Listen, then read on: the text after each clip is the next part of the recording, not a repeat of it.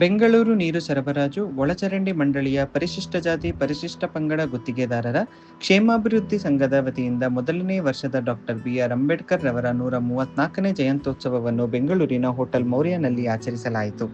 ಬೆಂಗಳೂರು ಜಲಮಂಡಳಿಯ ಮುಖ್ಯ ಅಭಿಯಂತರುಗಳಾದ Shri BS. Gangadhar, Shri KN. Paramesh ಹಾಗೂ Shri BS. ದಲಾಯತ್ ದೀಪ ಬೆಳಗುವ ಮೂಲಕ ಕಾರ್ಯಕ್ರಮವನ್ನು ಉದ್ಘಾಟಿಸಿ ಅಂಬೇಡ್ಕರ್ ಭಾವಚಿತ್ರಕ್ಕೆ ಪುಷ್ಪಾರ್ಚನೆ ನೆರವೇರಿಸಿದರು.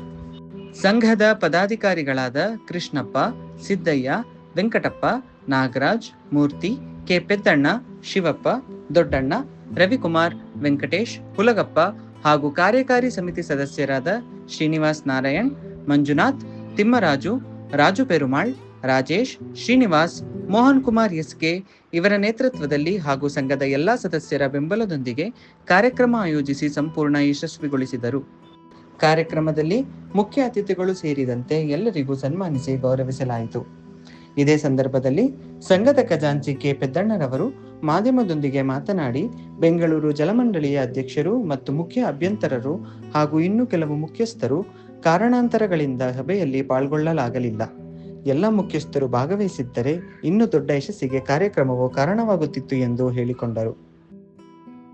ಸರ್, ನಮಗೆ ತುಂಬಾ ನಮ್ಮ ಸಂಘದ ಸಂಘಟನೆ ಮಾಡಬೇಕಂದ್ರೆ ತುಂಬಾ ಕಷ್ಟ ಆಗೋಗಿತ್ತು. ನಾವು ಸಂಘಟನೆ ಮಾಡಬೇಕಂದ್ರೆ ಎಷ್ಟು ಶ್ರಮ ಪಟ್ಟಿದ್ದೀವಿ ಅಂದರೆ ತುಂಬಾ ಶ್ರಮ ಪಟ್ಬಿಟ್ಟು ಸಂಘಟನೆ ಮಾಡಿದ್ವಿ. ಇಷ್ಟೊಂದು ಸಕ್ಸಸ್ ಆಗುತ್ತೆ ಅಂತ ನಾನು ಮನಸ್ಸಲ್ಲೂ ಅಂದ್ಕೊಂಡಿರಲಿಲ್ಲ. ಈ ಸಕ್ಸಸ್ಗೆ ತುಂಬ ಸದಸ್ಯರುಗಳದ್ದು ಮತ್ತು ಪದಾಧಿಕಾರಿಗಳದ್ದು ತುಂಬಾ ಸಲಹೆ ಇದೆ ಮತ್ತು ಸಹಕಾರ ಇದೆ. ಎಲ್ಲರೂ ಪರೋಕ್ಷವಾಗಿ ಪ್ರತ್ಯಕ್ಷವಾಗಿ ತುಂಬಾ ಆರ್ಥಿಕವಾಗಿ ಸಹಾಯ ಮಾಡಿದ್ದಾರೆ. ಈ ಕಾರ್ಯಕ್ರಮ ಸಕ್ಸಸ್ ಆಗೋಕ್ಕೆ ನಮ್ಮ ಎಲ್ಲ ಪದಾಧಿಕಾರಿಗಳು ಹಾಗೂ ಸದಸ್ಯರುಗಳು ತುಂಬಾ ಅನುಕೂಲ ಮಾಡಿದ್ದಾರೆ. ಅವರಿಗೆಲ್ಲ ತುಂಬ ಹೃದಯ ಧನ್ಯವಾದಗಳು. ಅದೇ ರೀತಿ ನಾವು ಮೊದಲನೇ ವರ್ಷ ಆಚರಣೆ ಮಾಡಬೇಕಂತ ತುಂಬಾ ಶ್ರಮದಿಂದ 1 ತಿಂಗಳು ಸತತ ಪ್ರಯತ್ನ ಪಡ್ತಾನೇ ಇದ್ವಿ. ಆದರೆ ಕಂಟಿನ್ಯೂಸ್ ರಜೆ ಇರೋದ್ರಿಂದ ನಮ್ಮ ಚೇರ್ಮನ್ ಸಾಹೇಬರು ಮೀಟ್ ಆಗೋಕ್ಕೆ ಕೊಟ್ಟಿರಲಿಲ್ಲ. ಆದರೆ ಇವತ್ತು ಈ ದಿನ 29ನೇ ತಾರೀಕು ಕೊಟ್ಟಿದ್ದರು. ಈ ಪ್ರೋಗ್ರಾಮು, ಈ ಕಾರ್ಯಕ್ರಮ ತುಂಬಾ ಅದ್ಧೂರಿಯಾಗಾಯಿತು. ಥ್ಯಾಂಕ್ಸ್, ತುಂಬ ಧನ್ಯವಾದಗಳು. ಅಧಿಕಾರಿ ವರ್ಗದವ್ರಿಗೆ ತಾವು ಏನು ಹೇಳ್ತೀರಾ? ಈ ರೀತಿ ಸಪೋರ್ಟ್ ಮಾಡ್ತಾರೆ ಸರ್, ಅಧಿಕಾರ ವರ್ಗದವ್ರಿಗೆ ಏನು ಹೇಳ್ತೀವಿ ಅಂದರೆ, ನಾವು ನಮ್ಮ ಸಂಘಟನೆ ಆದಮೇಲೆ ನಮ್ಮ ಸಂಘದ ಲೆಟರ್ ತೊಗೊಂಡೋಗಿ ಕೊಟ್ಟಾಗ ಏನಪ್ಪ ವಿಚಾರ ಅಂದರು, ಸರ್ ನಾವು SC ಗುತ್ತಿಗೆದಾರರ ಸಂಘದ ಕಡೆಯಿಂದ ಬಂದಿದ್ದೀವಿ, ನಮಗೆ ಕೆಲಸ ಕಾರ್ಯಗಳು ತುಂಬಾ ಕಷ್ಟ ಆಗ್ಬಿಟ್ಟಿದೆ, ನಮಗೆ ರ್ಯಾಂಡಮೇಷನ್ ಇಲ್ಲ, ನಮಗೆ ಕೆಲಸಗಳು ಕಮ್ಮಿ ಆಗ್ಬಿಟ್ಟಿದೆ, ದಯವಿಟ್ಟು ನಮಗೆ ರ್ಯಾಂಡಮೇಷನ್ ಮಾಡಿಕೊಡಿ. ನಮ್ಮ ಎಲ್ಲ ಗುತ್ತಿಗೆದಾರರು ತುಂಬಾ ಸ್ಟ್ರಗಲಲ್ಲಿದ್ದೀವಿ, ನಮಗೆಲ್ಲ ಕೆಲಸಗಳು ಬೇಕು, ನಾವು ಒಂದು 150-200 ಜನ ಗುತ್ತಿಗೆದಾರರಿದ್ದೀವಿ, ನಮಗೆ ಸಹಕಾರ ಬೇಕು ಸರ್ ಅಂತ ಕೇಳಿದ್ದಕ್ಕೆ ಚೇರ್ಮನ್ನಿಂದ ಹಿಡಿದು ESIಯಿಂದ ಹಿಡಿದು ಸಿಗಳು ಪ್ರತಿಯೊಬ್ಬರೂ ತುಂಬಾ ಸಹಕಾರ ಮಾಡಿದ್ದಾರೆ. ಅವರಿಗೆಲ್ಲ ತುಂಬಾ ಧನ್ಯವಾದ ಹೇಳೋಕ್ಕೆ ಇಷ್ಟಪಡ್ತೀನಿ ನಾನು. ಇವತ್ತು ನೀವು ಯಾವುದೇ ಒಂದು ಗುತ್ತಿಗೆದಾರರಾಗಿ ಆ ಸ್ಥಾನವನ್ನು ಪಡೆದಿದ್ದೀರಾ ಅಂದರೆ ಅದಕ್ಕೆ ಅಂಬೇಡ್ಕರ್ ರಚಿಸಿರ್ತಕ್ಕಂಥ ಕಾನೂನಿನಡಿ ನಿಮ್ಗೆ ಅವಕಾಶ ಸಿಕ್ಕಿದೆ. ಅದನ್ನು ನಾವು ಹೇಳ್ಕೊಳ್ಳೋದು ಆಗದಂತಹ ಖುಷಿ ಇದೆ ಅಣ್ಣ.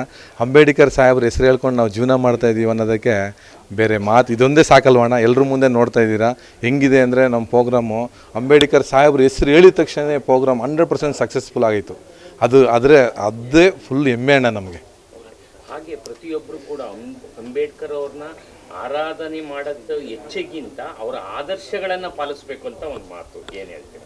ಸರ್, ಅವ್ರ ಆದರ್ಶನ ಪಾಲ್ಕೊಂಡು ಮಾಡಿರೋದಕ್ಕೆ ನಮ್ಮ ಸಂಘ ರಚನೆ ಆಗಿರೋದು. ಇಲ್ಲಾಂದರೆ ನಮ್ಮ ಸಂಘನೇ ರಚನೆ ಆಗ್ತಾ ಇರಲಿಲ್ವಲ್ಲ.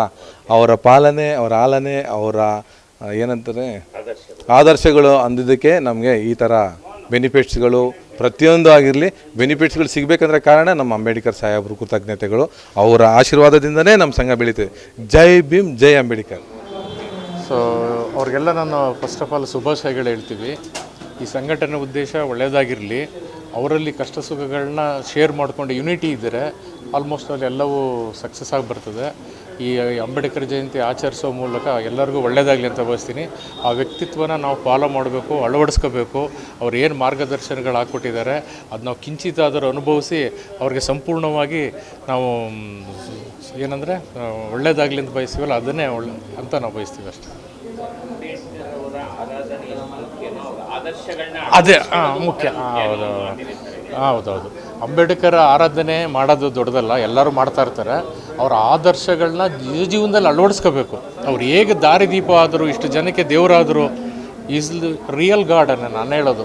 ಗಾಡ್ ನಾವೆಲ್ಲಿ ನೋಡ್ತೀವೋ ಬಿಡ್ತೀವೋ, ಈಸ್ ರಿಯಲಿ ಗಾಡ್ ಅಂತಲೇ ನಾನು ಹೇಳೋದು. ಎಲ್ಲೋದ್ರೂ ಯಾವುದೇ ಸಮೋಸ ಹೋದ್ರು ದೇವ್ರಿಗಿಂತ ಹೆಚ್ಚನೆ ಕೋಟ್ಯಾಂತರ ಜನ ಅದರಿಂದ ಬದುಕ್ತಾ ಇದ್ದಾರೆ, ಅದರಿಂದ ಬೆನಿಫಿಟ್ ತೊಗೊಂಡಿದ್ದಾರೆ. ಆದರ್ಶಗಳನ್ನ ಒಳ್ಳೆಯದು ಬೆಳೆಸ್ಕೊಂಡು ಅದರದಂತೆ ನಾವು ನಡೀಕೋಬೇಕು. 0.1% ಆದರೂ ಅಳವಡಿಸ್ಕೋಬೇಕು ಅಂತ ನಾನು ಈ ಶುಭ ಸಂದರ್ಭದಲ್ಲಿ ಎಲ್ಲ ಸಂಘಟನೆಗಳಿಗೂ ಅದು ಹೇಳೋಕ್ಕೆ ಇಷ್ಟಪಡ್ತೀನಿ ಅಷ್ಟೇ. ತಾವು ಮಾತಾಡೋ ಒಂದು ಮಾತು ಹೇಳಿದ್ರು, ದೇವ್ರು ನಿಜವಾದ ದೇವ್ರು ಇದಾನೋ ಇಲ್ವೋ ನಾನು ನೋಡಿಲ್ಲ, ಆದರೂ ಕೂಡ ಅಂಬೇಡ್ಕರ್ ಅವ್ರನ್ನ ದೇವ್ರಿಗಿಂತ ಎತ್ತರದಲ್ಲಿ ನಾನು ನೋಡ್ತಾ ಇದ್ದೀನಿ. ಹೌದೌದೌದು, ಅದು ನನ್ನ ಮನಸ್ಪೂರ್ವಕ ಹೇಳಿರತಕ್ಕಂಥದ್ದು. ಅದೇನು ಇಲ್ಲೆಲ್ಲ ಫಂಕ್ಷನ್ ಬಂದು ನಾನು ಹೇಳಿರ್ತಕ್ಕಂಥದ್ದಲ್ಲ, ನಾನು ಸಂಪೂರ್ಣವಾಗಿ ಅಧ್ಯಯನ ಮಾಡಿಲ್ಲ. ಬಟ್ ಆ ವ್ಯಕ್ತಿತ್ವ ಇಲ್ಲಿವರೆಗೂ ಬಂದು ಇದೆಲ್ಲ ಹೋಗ್ತಾ ಅಂದರೆ ನಾವು ದೇವಸ್ಥಾನಕ್ಕೆ ಹೋಗ್ತೀವಿ, ನಮ್ಮ ಇಂಡಿವಿಜುವಲ್ ಪರ್ಫಾರ್ಮೆನ್ಸ್ಗೆ ಹೋಗ್ತಾರೆ. ಅವರು ಆ ಸಂದರ್ಭಗಳಲ್ಲಿ ಏನು ಇಲ್ಲದೇ ಇರೋ ಸಂದರ್ಭಗಳಲ್ಲಿ ಎಂಥದ್ದು ಕಿಂಚಿತ್ತು ಅವರ ಫ್ಯಾಮಿಲಿ ಅವ್ರಿಗೋಸ್ಕರ ಏನು ಮಾಡ್ಕೊಳ್ಳೋದಾನೆ ಸಮಾಜದ ಏಳಿಗೆ ತೋರಿಸಿ ಎಲ್ಲರನ್ನೂ ಒಗ್ಗಟ್ಟಿಂದ ನೋಡಿ ಮುಂದೆನೋ ಅವರ ಮರಣ ಹೊಂದಿದ ಮೇಲೂ ಇದು ಶಾಶ್ವತವಾಗಿ ಅದು ಕಂಟಿನ್ಯೂ ಆಗಿರಬೇಕು. ಆ ಥರದ್ದು ಈ ಸಂವಿಧಾನ ಇರ್ಬೋದು, ಅವ್ರ ಗೈಡ್ಲೈನ್ಸ್ ಇರ್ಬೋದು, ಆ ಥರ ಮಾಡಿದ್ದಾರೆ. ಅದಕ್ಕೆ ನಾವು ರಿಯಲ್ ಗಾಡ್ ಅಂತಲೇ ನಾವು ಟ್ರೀಟ್ ಮಾಡಬೇಕು. ನಾವು ಎಲ್ಲ ದೇವಸ್ಥಾನಕ್ಕೆ ಪೂಜೆ ಇರ್ತೀವಿ, ಅದೇನು ಅದರಿಂದ ನಮಗೆ ವರ ಸಿಗುತ್ತೋ ಬಿಡುತ್ತೋ ಅದು ಇಂಡಿವಿಜುವಲ್ಗೆ ಹೋಗಿ ಕೇಳ್ಕೊಬಿಡ್ತೀವಿ. ನಾವು ಯಾರೂ ಟೋಟಲ್ ಒಗ್ಗಟ್ಟಾಗಲಿ ಅಂತ ಕೇಳೋದಿಲ್ಲ ಯಾರು. ಸೊ ಹಾಗಾಗಿ ಇವ್ರನ್ನ ನಾವು ಎಲ್ಲರೂ ಆ ಥರನೇ ಟ್ರೀಟ್ ಮಾಡಬೇಕು, ಗಾಡ್ ಅಂತಲೇ ಟ್ರೀಟ್ ಮಾಡಬೇಕು ಅಂತ ನಾನು ಹೇಳ್ತೀನಿ. ಸಂಘದ ವತಿಯಿಂದ ಮೊದಲನೇ ವರ್ಷದ ಅವರು ಜಯಂತ್ಯೋತ್ಸವವನ್ನು ಆಚರಿಸಲಿಕ್ಕೆ ತಾವೆಲ್ಲ ಸೇರಿದಿರಿ. ಈ ಕಾರ್ಯಕ್ರಮಕ್ಕೆ ನಮ್ಮನ್ನು ಕರೆದು ಇಲ್ಲಿ ಇದನ್ನು ಮಾಡಿದ್ದಕ್ಕೆ ನಾನು ಮೊದಲನೇದಾಗಿ ಈ ಸಂಘದ ಎಲ್ಲ ಅಧ್ಯಕ್ಷರಿಗೂ ಪದಾಧಿಕಾರಿಗಳಿಗೂ ತಮ್ಮೆಲ್ಲರಿಗೂ ನಾನು ಅಭಿನಂದನೆಗಳನ್ನು ಸಲ್ಲಿಸಲಿಕ್ಕೆ ಇಷ್ಟಪಡ್ತೇನೆ. ಇದು ನಾವು ಇಲ್ಲಿ ಈ ಸಂಘ ವೆಂಕಟಪ್ಪ ಮಾಡಿದ್ದು ಇವರೆಲ್ಲ ಹೇಳ್ತಿದ್ರು, ಇದರಿಂದ ಅವರು ಟ್ರೆಜರರು ಹೇಳಿದ್ರು ಈ ಸಂಘ ಮಾಡಿದಾಗಿಂದ ನಮಗೆ ಸಾಕಷ್ಟು ಬೆನಿಫಿಟ್ ಆಗಿದೆ ಅಂತ. ಆಮೇಲೆ ನಮ್ಮ ಸಹೋದ್ಯೋಗಿಯವರು ಸಾಹೇಬ್ ಪರಮೇಶ್ವರ್ ಹೇಳಿದಂಗೆ ಅಂಬೇಡ್ಕರ್ ಒಬ್ಬ ವ್ಯಕ್ತಿಯಲ್ಲ, ಮಾನವತಾವಾದಿಯವರು. ಅವರು ಸಂವಿಧಾನ ಬರೆದಿರೋದ್ರಿಂದಲೇ ಇವತ್ತು ನನಗಾದರೂ ಕೂಡ ನಾನು ಇವತ್ತೇನಾದರೂ ಈ ಮುಖ್ಯ ಅಭಿಯಂತರ ಹುದ್ದೆಗೆ ಬರಬೇಕಾದ್ರೆ ಅವರು ರಚಿಸಿರ್ತಕ್ಕಂಥ ಸಂವಿಧಾನದ ಹಕ್ಕುಗಳ ಅಡಿಯಲ್ಲೇ ನಮಗೆ ಇವತ್ತೊಂದು ನ್ಯಾಯ ಸಿಕ್ಕಿದೆ. ಅದಕ್ಕೆ ನಾನು ಕೃತಜ್ಞತೆ ಬಯಸ್ತೀನಿ.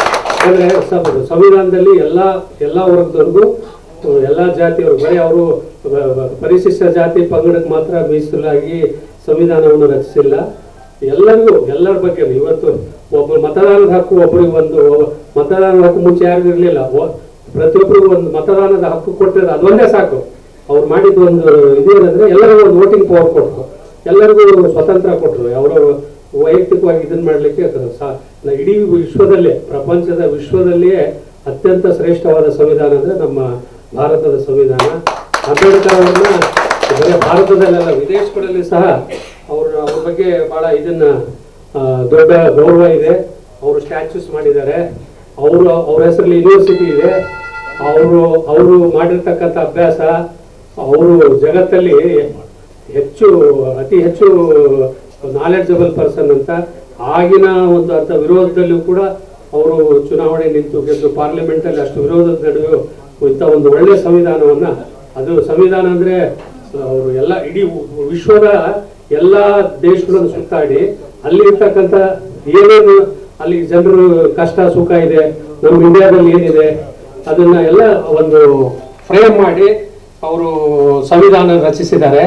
ಅದರ ಫಲಶ್ರುತಿಯಿಂದ ಇವತ್ತು ನೀವೆಲ್ಲ ಅದರದ್ದು ನೀವು ಗುತ್ತಿಗೆದಾರರು ನಮಗೆ ನೋಡಿ ಈ ಸಂಘ ಮಾಡಿದ ಉದ್ದೇಶದಿಂದ ನಮಗೆ ಎಷ್ಟೋ ಜನ ನೀವು ಇಲ್ಲಿ ಬಂದ್ಮೇಲೆ ಗೊತ್ತಾಗುತ್ತೆ ನೀವು ಪರಿಶಿಷ್ಟ ಜಾತಿ ಸಂಘದ ನಮ್ಮ ಗುತ್ತಿಗೆದಾರರು ಅಂತ. ನಾವಿಲ್ಲದ್ರೆ ಯಾರೋ 4 ಜನ ಬರೋರು ಮಾತ್ರ ಗೊತ್ತಾಗ್ತಿತ್ತು. ಇದ್ರ ಉದ್ದೇಶ ಅಂದ್ರೆ ಎಲ್ಲರೂ ಒಗ್ಗೂಡ್ಬೇಕು, ಈ ಸಂಘದ ವತಿಯಿಂದ ಇನ್ನೂ ಒಳ್ಳೊಳ್ಳೆ ಕಾರ್ಯಕ್ರಮ ಮಾಡಬೇಕು. ಈಗ ಒಬ್ಬರಿಗಿಂತ 4 ಜನ ಸೇರಿದ್ರು ಒಗ್ಗಟ್ಟಿನಲ್ಲಿ ಬಲವಿದೆ ಅನ್ನಂಗೆ ನೀವೆಲ್ಲರೂ ಸೇರ್ಕೊಂಡ್ರೆ ಒಂದು ದೊಡ್ಡ ಸಾಧನೆ ಮಾಡ್ಬೋದು. ಈಗ ಸರ್ಕಾರದವರು 50 ಲಕ್ಷ ಇತ್ತು, 1 ಕೋಟಿ ಮಾಡಿದ್ರು, ಈಗ 2 ಕೋಟಿವರೆಗೂ ನಿಮಗೆ 27% ವರ್ಕಲ್ಲಿ ರಿಸರ್ವೇಶನ್ ಕೊಟ್ಟಿದ್ದಾರೆ. ಅದು ಫಸ್ಟ್ ಅದನ್ನ ನಿಮಗೆ ಸಿಗ್ಬೇಕಾಗಿರ್ತಕ್ಕಂಥದ್ದನ್ನ ನ್ಯಾಯಯುತವಾಗಿ ಕ್ಲೇಮ್ ಮಾಡಬೇಕು.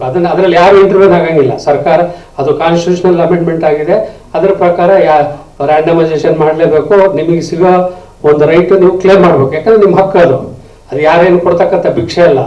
ಆ ರೀತಿ ಈಗ ನೀವು ಯೂನಿಟಿ ಇದ್ರೆ ಆಗೋದು, ಇಲ್ಲಿದ್ರೆ ಏನಾಗುತ್ತೆ ಅದು ಯಾರೋ ಮುಂದೆ ಬಂದವರ ಮಾಡ್ಕೊತಾರೆ. ಬೇಕಾದಂಗೆ ಏನೋ ಹಿಂದೆ ಒಂದು ಬೋರ್ಡಲ್ಲಿ ಆಗಿತ್ತು, ಅಮೌಂಟ್ನ 2 ಕೋಟಿ ದಾಟಿಸೋದು ಅಥವಾ ಏನೋ ಬೇರೆ ಏನೇನೋ ಮಾಡೋಕೆ. ನೀವು ಒಂದು ಲೆಟರ್ ಕೊಟ್ಟರೆ ಅದಕ್ಕೆ ವ್ಯಾಲ್ಯೂ ಇರುತ್ತೆ. ಸಂಘದಿಂದ ಒಂದು ಲೆಟರೇಟ್ನ ಸರ್ಕಾರಕ್ಕೋ ಅಧ್ಯಕ್ಷರಿಗೋ ಸಂಬಂಧಪಟ್ಟವ್ರಿಗೆ ಕೊಟ್ಟರೆ ಇಲ್ಲಪ್ಪ ಕೇಳೋರಿದ್ದಾರೆ, ನಾವು ಈ ರೀತಿ ವ್ಯಾಲೇಟ್ ಮಾಡೋಕ್ಕಾಗಲ್ಲ ಅನ್ನೋ ಒಂದು ಮೈಂಡ್ ಸೆಟ್ ಬರುತ್ತೆ. ಆಮೇಲೆ ಅದು ನಿಮ್ಮ ಹಕ್ಕು ಕೂಡ ನಿಮಗೆ ಸಿಗುತ್ತೆ.